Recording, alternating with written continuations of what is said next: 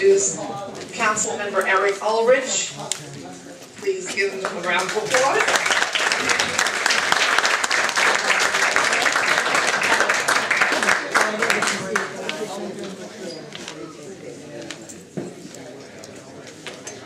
Hi everybody, good evening. I hope everyone had a very blessed Easter and Passover, a nice holiday. Good weather is upon us. That means lots of complaints to my office and 311, right? We'll get to those later. First, let me give you a quick update on the participatory budget process that you all participated in, hopefully. And I want to thank the folks at the Civic. I see Janet in the back. I know that she was very active as one of the delegates, and J. Richard Smith and Sherman Kane and Wendell. There were so many people that were involved throughout the process that made it successful. This was the first year that we were able to bring it to Community Board 9, and as a result, when the budget is passed on July 1st or before that, there will be a number of school upgrades coming to the district, including PS 60 right across the street. There'll be the installation of real-time bus clocks at several stops on Woodhaven Boulevard. We're going to talk about Woodhaven Boulevard in a little bit too. Street paving and resurfacing will be coming to Woodhaven Boulevard. We're going to put $300,000 in the budget for that. We're going to actually try to put in a little bit more so that we get more asphalt for the money. Also, upgrades at the Richmond Hill Library, and unfortunately, the parking lot in the 102nd Precinct did not make the cut. So I'm sorry, Officer Severino, but that received 81 votes. That came in 6th place. Yeah. So if you had the cops vote more than once, you would have had a shot. But the schools got the most votes. There were 137 votes for that. This really was an excellent idea and a chance for the taxpayers and the people who fund all the things that the city pays for to have a say in how that money is being spent. That's all it ever was. It was never anything else other than the fact that we were giving you the chance to have a say over how you want to see the city spend your money, because it's not the city's money, it's not my money. And next year we'll make sure that it's even better, and we'll have more people included. But for year 1, big success. For Rockaway, it's on year 3. It was an even bigger success, and we'll get there soon. The second thing I want to talk about is the meeting we had last night at 2:10 regarding the possibility of SBS service on Woodhaven Boulevard. I've said it here in the past, I've written about it in the local papers, and you all experience it on a day-to-day basis. Woodhaven Boulevard is the most congested corridor in all of Queens County. There are more cars on the road on Woodhaven and Cross Bay Boulevard on an average workday than there are on Northern Boulevard, Merrick Boulevard, more than Queens Boulevard. I think a lot of people were surprised to hear that, but the data backs that up. As a result, DOT and MTA are proposing bringing limited SBS routes to Woodhaven Boulevard, essentially giving a dedicated bus lane on 2 parts of Woodhaven Boulevard. The first part up by St. John's Cemetery down to Metropolitan Avenue, where you have that great bottleneck that goes down over the bridge. And the second portion, it's still up in the air, but it would span Ozone Park and Howard Beach, and essentially go from Park Lane South down to probably Rockaway Boulevard or Liberty Avenue, but they're still working on that. The proposal that they outlined yesterday, there was a presentation, was very good because it showed people that there's a way to do this where you don't have to take away the parking. They have it in every other borough except Queens. Queens is the only borough that does not have bus rapid transit or select bus service. What goes along with SBS? It's not just that they come and they paint the lane red and you can't park there anymore. They have traffic signal priority, where the bus is actually equipped with technology that will keep lights greener longer, or red longer if need be, to help the flow of traffic. So that's going to help everybody that's on the road. It's going to help mitigate a lot of the bottlenecking situations that you see on Jamaica Avenue, for instance, and Woodhaven Boulevard, where cars and buses play dodgeball with each other, trying to pick up people and get back in the lane of traffic by the bank and on the other side. It's going to improve safety. There are a number of other amenities that when it is fully phased into Woodhaven Boulevard that will come along with it, like paying at the curb. If you have a Metro card, you can actually prepay and then just board the bus. That'll save people a lot of time. In 4 out of the 5 boroughs where SBS has been implemented, Highland Boulevard, Staten Island, Nostrand Avenue in Brooklyn, 1st and 2nd Avenue in Broadway, Manhattan, and Fordham Road in the Bronx, they have cut the travel time on average 15 to 25% for people that take mass transit. So if you have grandchildren or children that go to Scholars Academy in the Rockaways, or go to Catholic school up at Malloy, and they have to take the Q11 or the 41, or they're taking the express bus into Manhattan every day. You can shave 20 or 30 minutes off your commute every single day. That's not me saying it, that's what the studies show, and that's what's already being done in other boroughs. So my thing is, what I've asked people to do at these meetings, and they will be coming to Woodhaven Block Association, I want to make that clear, and the other neighborhood groups, is keep an open mind. Because whatever we've been doing for the past 10 or 15 years obviously isn't working, right? Things haven't gotten any better. We can stripe all the streets, we can build out all the sidewalks, we can tweak the lights, we can add things, take away things. It's not getting any better. We have to be open to new things, new approaches, new solutions to try to alleviate what is a traffic nightmare for you and I on a daily basis. And if we're not open to new things and trying new things, then we're doing ourselves a disservice. And if we try it and it's an abysmal failure and people hate it and it's the worst thing that ever happens, well, guess what? Paint can be scraped up, changes can be made, and we can go back to living how we're living now, if that's what people really want. But we ought to be open to it. DOT is engaging people, asking for feedback questions. We had a great meeting yesterday. There are going to be many others going into the summer. I encourage you to take part in that. And now I'll take questions. I think I reached my 5-minute rule here, yeah. So if it's a right lane designated for the bus, how, are you still able to make right turns? Yes. As on a, in a car? Absolutely. That was discussed last night too. Cars would still be able to make the right turn if they had to get into that lane to make the right turn. Okay. So that would not be taken away. The only controversial part of this is that in other parts of the city where they've done it, they took away parking. And one of the stipulations that we gave to DOT and MTA was, parking is so scarce to begin with that we absolutely do not want you to take away parking. So for instance, one of the ideas that I think Vance and other people initially had when we talked about this a year ago was at Jamaica Avenue and Woodhaven Boulevard in front of the Popeyes. You wouldn't have to take away, technically, parking to build out the SBS there, because if you extended the curb that's already there, so that people can, so that when the bus comes down on the service road on the right-hand side, it can stop, pick people up, and then keep going. It doesn't have to go in, doesn't have to go out. You're not taking away any parking on the curbside because the cars aren't allowed to park there anyway. We've asked for MTA to take a look at the location of bus stops. That it doesn't make sense, for instance, that a bus stop would not be located along Woodhaven Boulevard where there's a fire hydrant, and instead it's located 20 feet in front of the fire hydrant. Well, cars can't park in front of a fire hydrant. Wouldn't it make sense to locate the bus stop in the vicinity of the fire hydrant so that you're not taking up 50 feet of space where people can't park? Maybe you can actually fit an extra few cars in. So we've asked them really to take a look at the whole schematic. The problem with Woodhaven Boulevard is it goes from 5 lanes to 4 lanes to 3 lanes to 4 lanes, back to 5 lanes, and back to 3.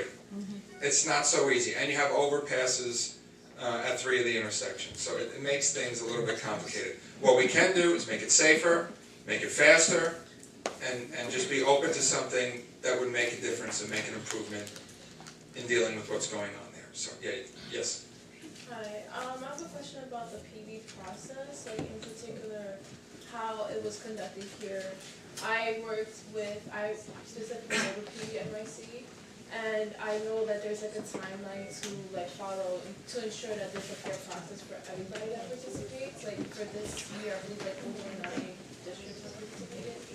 So for like the next cycle, how do we get everyone involved? So make sure that there's a more broader population here in Woodhaven, District 32 and Community Board 9 that is able to participate. So, because it is open to everybody. It is open to everybody, and Martin and Ed Wendell were kind enough to set up a meeting between Councilmember Crowley and I know Kate was there, and we talked about ways of working together so that we're not discriminating against anyone depending on where they live, for instance, in Woodhaven, that anyone would be allowed to vote, and then the votes that are cast in Councilmember Crowley's office, we're going to turn them over to Councilwoman Crowley, and she's going to take that into account when she makes those decisions. But the difference between how we rolled it out here in Woodhaven and Ozone Park and Richmond Hill and how it was in Rockaway was Rockaway has been doing it for 3 years. It was the first place in Queens to do it, and we were one of the first 4 districts in New York City to participate in it. So we're very proud of that. But we started the process here in Woodhaven very late in the game. Next year, meaning the next fiscal year, starting July 1st, we will have the opportunity to start in the fall if we can start before Christmas, we'll have time to engage the faith communities, the churches here, the public schools, the PTAs, the block associations, and all the other stakeholders and groups of people to really get them involved so that we can triple the amount of people who vote. I think that when most people learn what it's about and what's involved, that they have a stake in this community. They own property, they live here, their children go to school here, they want to see it become a better neighborhood. It doesn't cost them anything, it doesn't require them to do very much, except show up on a particular day at a certain place and vote. And it also sets the priorities for the elected officials, because there are certain things that we might think are important that you might think are not. And so we, I think, have an obligation to listen to what the people want to see in their community. That's awfully important. So next year we'll have more time to do it, we'll roll it out, we'll engage more people. I hope more of you get involved. It's a wonderful thing. I think everyone enjoyed it, nobody had any complaints about it. Sherman's giving me the eye. Is that a good thing or a bad thing? All right, maybe he does. I don't know. But other than that, things are good. Anything else? Anything going on in the city you want to know about? Just out of curiosity, tomorrow the Daily News is running a story on the horse carriage ban. I just want to take a very unscientific poll. I don't feel very strongly one way or the other. I don't have Central Park in my district, and I've never rode a horse before. So, I don't have very strong opinions about this, but I'd like to see. How many people would be in favor, just raise your hand, of banning the horse carriage industry in New York and replacing the horse carriages with electric cars? Okay, how many people are against the ban, of what you've read about the ban, and want to keep the horse carriage industry? Yeah, so this is pretty... You gotta ask if there's another opinion. Are there other opinions? Yeah. This is coming up in the city council, that's the only reason why I asked. That was my idea. I mean, I didn't think of it, but... Much better treatment of the horses, restricted off the street in the park, dedicated lanes. I think everyone can agree with that. The problem is that you have these extraordinarily wealthy people on the board of the Central Park Conservancy, and they don't want to give up shrubbery, trees, bushes, trails to build stables. You have 68 medallions in the city, at least 35 horses on a given week. And so where do you build the stables? Right now they come from the west side. There was one in the news today that got spooked out by a car. It's very tragic. I'm not for the abuse of animals. I'm not suggesting that if you're for the ban that you are. But there has to be a way, I think, a middle ground, a compromise to make it work. They built the Empire State Building in a year. They can find a place to build the stables, keep the horses in the park. And these are good jobs. These are union teams to jobs. People support their families. I have a very hard time putting 300 people out of work for any reason. You know, even if it happens to be inhumane or what people might think is inhumane. But I agree with you. If there was a way, and we've urged the mayor to do that, put the horses in the park. They won't have to go near the cars. Everybody's for that, except for the people in the Central Park Conservancy who said, we don't want to build stables here. The stables are all the way on the west side now. They have to schlep from the west side all the way to, not Park Lane South, Central Park South, thank you, Central Park South, and then they go in through the gate over there. It is coming up in the City Council. Second question, and that's the last one, I swear, I'm not going to lie. Plastic bag ban. Now, the City Council might be considering soon not banning plastic bags, because then you won't be able to find them anywhere, but imposing a 10-cent fee. I kid you not. I'm not making it up. I'm against it, but I want to hear what you have to say anyway. So the City Council wants to impose a 10-cent fee on the use of the plastic bag. So if you go to Seatown or Pathmark and you don't bring one of your, please recycle bag, cloth bags with you, and you go to the cashier and you got milk and everything, and you take the plastic, you take it home in a carry-out in a plastic bag, they're going to put 10-cent fee on it. Per bag? That's ridiculous. Per bag, yes, per bag. So don't double bag. Yeah. I think that's a better idea. I think 10 cents a bag. Yeah. Can I ask, has anyone else lived in a country where they've actually had this tax? Yeah, DC has it. It works really, really well in the sense that you don't immediately think that you just dispose of the bag. You think twice about throwing a bag out. It's worked really well in a couple of other places. Right. So, I mean, I think the fact that we have this discussion, we have a lot of other more important issues that are going on in the city, crime, education. I don't think people are really overly concerned about horses in Central Park or plastic bags at the supermarket, but that is the direction that the legislative agenda seems to be going in. I am your representative. These things come up for a vote. I want to see what my people have to say about it. Me personally, I think I had a meeting last week with one of the groups that makes the plastic bags. They said that they can make them biodegradable, so that when they do wind up in the landfill, that they're not around for 100 years. Thank you. Yeah, cornstarch. So if there is a way for us to phase this in and say that within 5 years, if you own a supermarket or grocery store and you're using plastic bags, you must use these biodegradable plastic bags. Then people can plan for it. Okay, it might cost 2 cents more each bag, but I have an idea that I don't have to do that until January 1st of 2017 or whatever the case is. But they do wind up in landfills. They are very harmful to the environment. I'm not sure that we need to charge people, nickels and dimes when they go to the supermarket. Yeah. If they're plastic and we have a established recycling system in this city, why don't recyclable bags make that a certain type of plastic that is recyclable? And for that matter, why do we still have a 5 cent per can and bottle surcharge if we have an established recycling system? Good point. It's a very good point. I don't know the answer. I can find out. Yeah. Years ago, they didn't have the plastic bags, they had the paper bags. Now, aren't paper bags recyclable? You're not They sure are. that You go to Trader Joe's, they give you a paper bag. wouldn't that be a much better idea to go back to paper bags? Why we should be considered lucky to get a 3% raise in our water tax. I mean, I didn't say you were lucky. Yeah. He was killing their roomers, Yeah. and he said, no new tax, no water tax, everything is going to stay the same. And hello, now we have a 3% tax. 3.5. 3.5. Oh, you should have got 6. It's not a 3.5. It's the lowest water rate increase in 11 years. That doesn't mean a lot to you if you're paying the bill, but it is the lowest one. It's not voted on by the city council. The state elected officials do not vote on that. It happens to be that the water board that the mayor appoints pretty arbitrarily makes that decision what the water rate increase. Now people ask, why are we raising the water rate so much? We have a ton of negative equity and debt that the city has to pay for through DEP for all the capital projects like Tunnel 3. You read the stories about T3 that we're building from the estuaries upstate to bring water down here. We've been building it for how many years? T3 is